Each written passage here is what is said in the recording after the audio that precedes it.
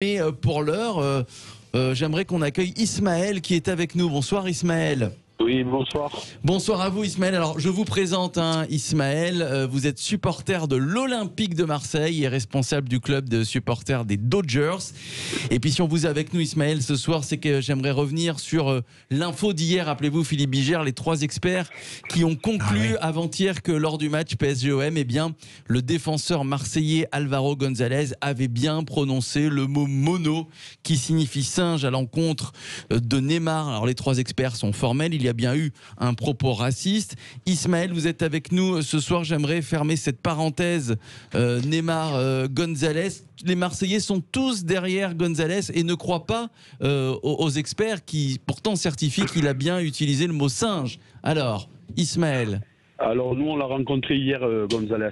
On Ouais. l'a rencontré hier avec une réunion privée avec le président de l'Olympique de Marseille qui disait, González, que c'était pas possible d'être raciste, de jouer à l'Olympique de Marseille. Nous, on a vu un garçon ému et il nous a sensibilisés. Nous, on a ressenti que vraiment que c'était pas vrai cette histoire. Donc il vous a dit clairement non, je n'ai jamais prononcé ce mot. Oui, exactement. Alors nous, je pense que c'est un contre-feu de Neymar. Par contre, Neymar a insulté, ils ont des preuves. Ils ont des preuves qu'il a insulté Sakai Ouais. de Chinois. Je dirais pas ses paroles, comme ça, on n'est pas comme lui. Mais par contre, nous, on va soutenir nos joueurs. On va soutenir notre joueur. Il y aura des banderoles dans Marseille. Il y aura des banderoles dans le stade pour soutenir Álvaro. Voilà. Tous les Marseillais derrière Álvaro. Et nous aussi, on va se servir des réseaux sociaux pour faire renverser la tendance. Pourquoi? Qu'est-ce qu'il a fait Neymar, petit joueur?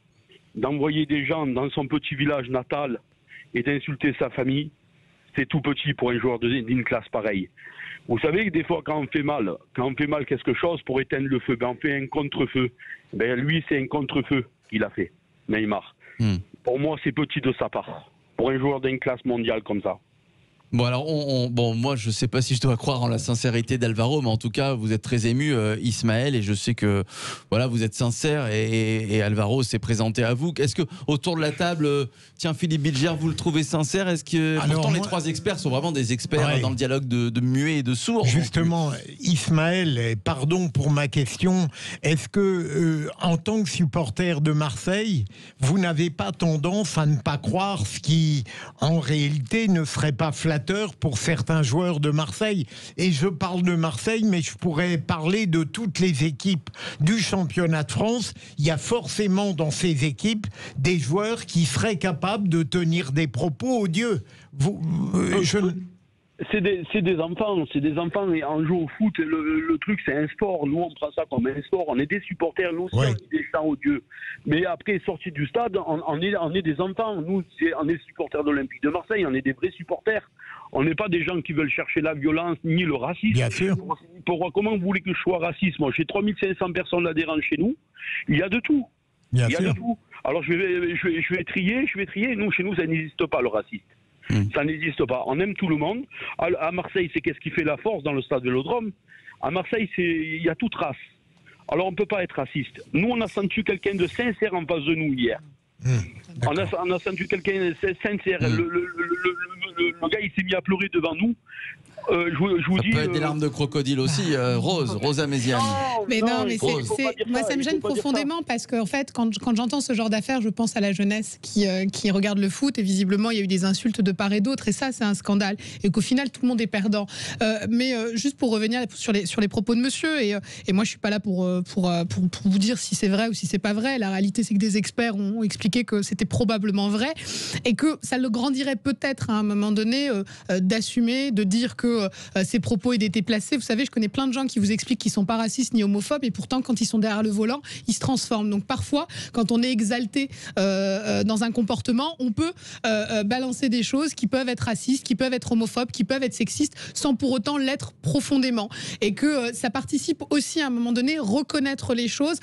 C'est un début de construction parce que c'est un mal profond dans notre société aujourd'hui. Et l'idée, c'est pas d'expliquer que ce joueur est profondément forcément raciste. Bien sûr qu'il peut avoir des camarades qui sont de toute origine. Bien sûr que peut-être il a une épouse, une grand-mère ou peu importe qui aurait des origines. Mais parfois, on a des écarts de langage qui sont devenus la normalité. Et je pense qu'on s'anoblit parfois à les combattre plutôt qu'à les nier.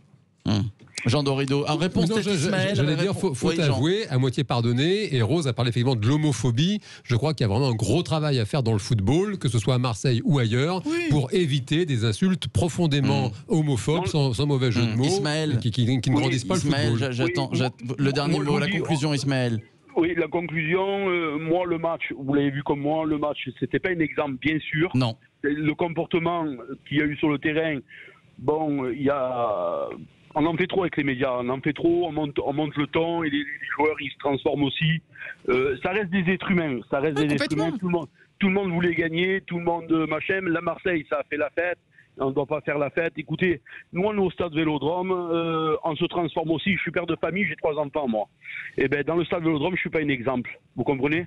Et quand je rentre chez moi, je suis un exemple pour mes enfants pour bien les élever. Et vous le reconnaissez alors que le joueur de Marseille manifestement est dans le déni. C'est ça le problème. De toute façon, dès qu'on est en groupe, on se métamorphose. Hein. Comme disait Michel Audiard, au-delà d'eux, on est une bande de.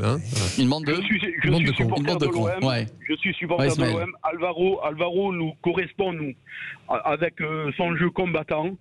Et je vous le dis, mais personne nie ses qualités footballistiques. Réellement, c'est un excellent joueur. Marseille est une magnifique équipe. Et on est tous heureux qu'ils aient gagné. Je pense que le problème n'est pas là. Il n'est même pas à dévier. Mais c'est dommage parce que du coup, il y a presque un goût de fête gâché. La victoire était belle, elle était unique.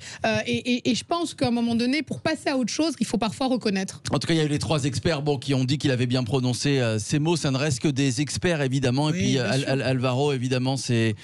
à pleurer devant vous et à nier le terme mono, le terme singe. Vous le croyez, vous avez décidé de le soutenir et d'ériger des banderoles dans tout Marseille. Écoutez Ismaël, moi je vous souhaite de vivre encore avec passion le foot parce que vous êtes un passionné, ça fait plaisir. Moi j'aime bien parler avec des passionnés. Voilà, et j'aime bien votre façon de défendre Alvaro. Merci à vous Ismaël, on va se retrouver dans quelques instants.